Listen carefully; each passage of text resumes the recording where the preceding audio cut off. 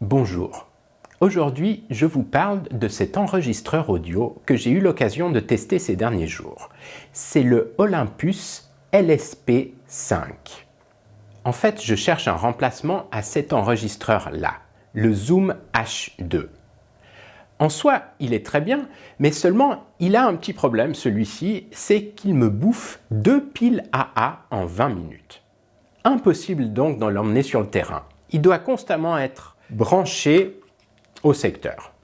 Mais à quoi ça me sert d'avoir un enregistreur audio? J'ai déjà un micro-cravate de la marque Rode et j'ai un micro externe sur mon appareil photo. Eh bien, l'enregistreur audio, ça offre encore un peu plus de possibilités pour capter des sons qu'on peut ensuite utiliser pour habiller une vidéo, pour faire des effets, pour rythmer la vidéo. Je parle de sons de rue, d'ambiance, d'événements. Je me souviens de plein de situations où j'aurais voulu pouvoir capter un meilleur son, comme par exemple dans ce taxi en Inde à 3 heures du matin.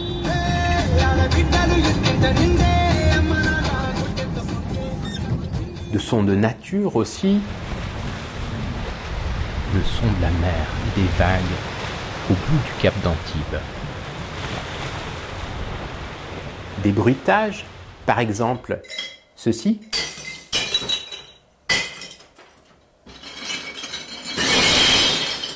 Et ça peut aussi servir à enregistrer la voix, dans une interview par exemple. Et donc maintenant, pourquoi est-ce que j'ai voulu essayer cet enregistreur audio en particulier, l'Olympus LSP5? Et qu'est-ce que je lui trouve comme qualité? Tout d'abord, il est vraiment très petit. Tout petit. Ça veut dire qu'il tient dans la poche et ça veut dire qu'on peut l'emporter partout. Ensuite, la qualité de construction. C'est vraiment très bien fait. Petit détail qui va dans ce sens-là, le clapet d'ouverture pour le compartiment à pile. Il y a cette petite languette qui retient le couvercle. C'est vraiment très bien pensé. Ensuite, c'est un enregistreur à 3 micros. Ça donne la possibilité d'alterner entre une captation du son à 180 degrés et quelque chose de beaucoup plus directionnel.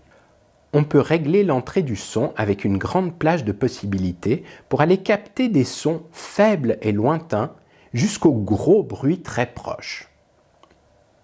Il y a une entrée jack 3.5 ici sur le côté pour brancher par exemple un micro-cravate ou un autre micro externe. Et il y a la petite bonnette à poil, le dead cat en anglais, chat mort, qui sert à atténuer les bruits du vent. Et enfin, ça fonctionne avec 2 batteries ou piles AAA et ils annoncent une autonomie pouvant aller jusqu'à 37 heures. Ça, c'est cool.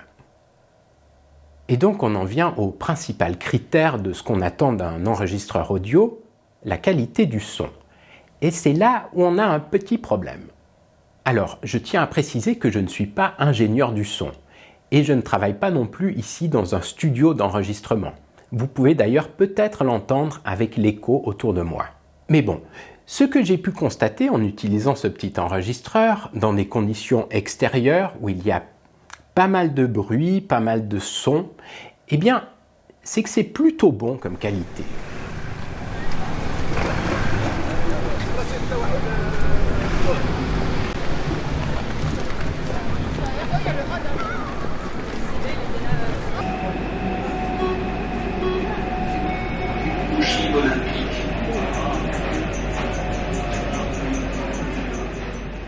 En revanche, si on a une scène où le silence est très présent, comme par exemple en intérieur avec une seule personne qui parle et quelques silences entre les phrases, c'est là que le problème apparaît.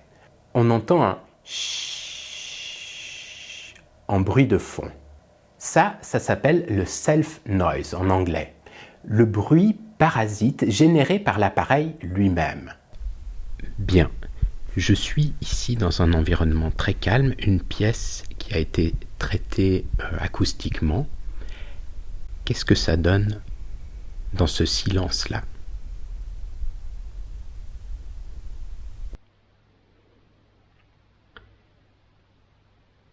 Le micro est à peu près à 30 cm de ma bouche. Je l'ai réglé sur l'option la plus directionnelle possible. Et pour éliminer encore un peu plus les sons environnants, je vais faire comme mon ami Sam, le journaliste. Je vais enregistrer sous mon duvet. Et nous voilà donc sous la couette, où il ne devrait pas y avoir beaucoup de réverbération du son. Et voilà, avec un peu plus de gain, qu'est-ce que ça donne ?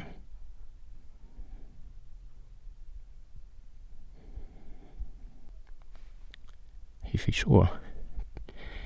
Allez, on arrête ça. Tous les enregistreurs audio ont ces self-noise, mais là, c'est vraiment très présent. C'est dommage parce que tout le reste sur ce petit LSP5 est vraiment bien. Je vais donc le retourner et envisager une autre option. Peut-être le Zoom H1N, un peu moins cher, ou peut-être le Roland R07, un peu plus cher. Je vous tiens au courant. D'ici là, passez une très bonne journée et à très bientôt.